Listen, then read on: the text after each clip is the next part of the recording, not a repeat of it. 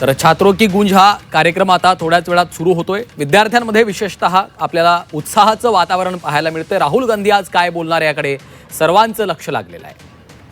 विविध पोस्टर्स घेऊन मोठ्या संख्येने जेनझी असतील, विद्यार्थी असतील हे त्या ठिकाणी पोहोचलेले आहेत आणि कार्यक्रमस्थळी आता थोड्याच वेळात राहुल गांधी देखील त्या ठिकाणी दाखल होतील आणि संध्याकाळी साधारणतः 7 वाजता राहुल गांधी हे विद्यार्थ्यांशी संवाद साधतील असं सांगितलं जातंय। मात्र त्यापूर्वीच एक उत्साहाचं वातावरण आपल्याला त्या ठिकाणी पाहायला मिळतंय।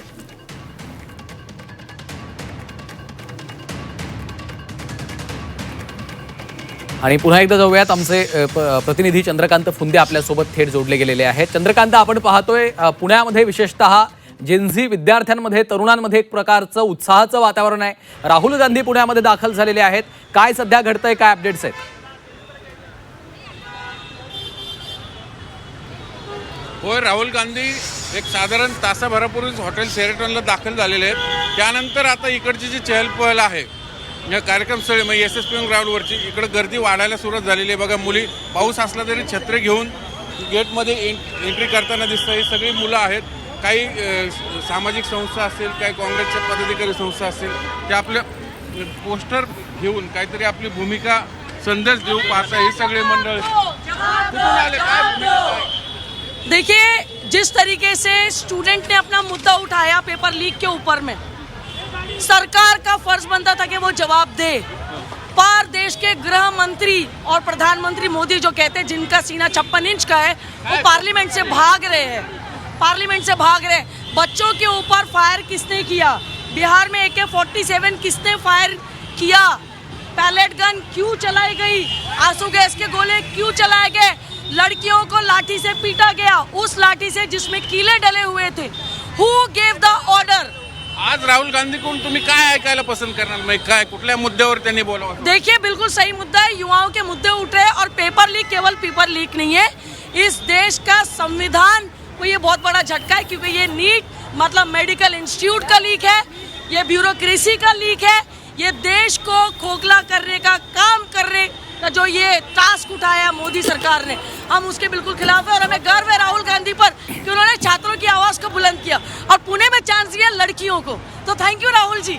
हे बघा, हे सगळ्या काही संघटना आहेत, काँग्रेस प्रणित, ते सगळे इथं वातावरण निर्मिती करताना दिसत।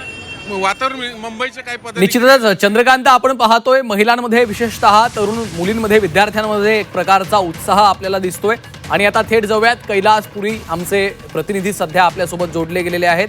राहुल गांधी ज्या ग्रँड शेरेटन हॉटेलमध्ये थांबलेले आहेत त्या परिसरातून कैलास आपल्यासोबत जोडले गेलेले आहेत। कैलास, आपण पाहतोय की राहुल गांधी यांना भेटायला हॉटेलच्या बाहेर देखील काँग्रेसचे कार्यकर्ते असतील, तरुण मुलं असतील, विद्यार्थी असतील, त्यांनी गर्दी केलेली आहे। काय सध्याचे अपडेट्स आहेत? काही वेळापूर्वीच राहुल गांधी यांनी शेरेटन हॉटेलमध्ये या ठिकाणी ते दाखल झालेले आहेत। त्यांच्या स्वागतासाठी मोठ्या प्रमाणात महिला असतील, विद्यार्थी असतील, विद्यार्थिनी असतील, त्याचबरोबर पक्षाचे कार्यकर्ते आहेत, ते या ठिकाणी जमा झालेले होते। काही वेळापूर्वीच राहुल गांधी यांनी हॉटेलमध्ये ते दाखल झालेले आहेत।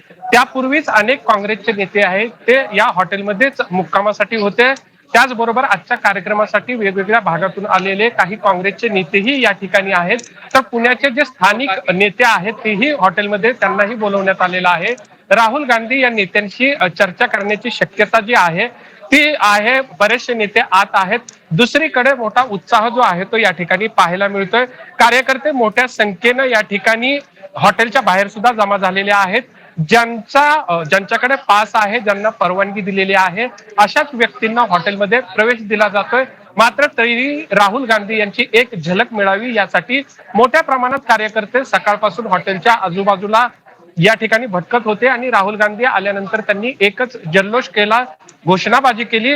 आता राहुल गांधी काही वेळानंतर कार्यक्रम स्थळी जाणार आहेत आणि विद्यार्थ्यांना संबोधित करणार आहेत। आणखी अर्धा ते 1 तासामध्ये राहुल गांधी जे आहेत ते हॉटेलमधून निघतील अशी शक्यता आहे। कार्यक्रम स्थळ जे आहे ते अगदी जवळ असल्यामुळे 1 तासानंतर राहुल गांधी जे आहेत ते हॉटेलमधून बाहेर पडतील आणि विद्यार्थ्यांना संबोधित करतील। मात्र एकंदरीतच हॉटेलच्या आसपास नेत्यांची वर्दळ आहे, विद्यार्थी असतील, विद्यार्थिनी असतील, या सर्वांची वर्दळ जी आहे ती पाहायला मिळत आहे। निश्चित, त्यामुळे या सर्व अपडेटवर देखील आपलं लक्ष असणारच आहे। तुर्तास धन्यवाद कैलास या सविस्तर माहितीसाठी।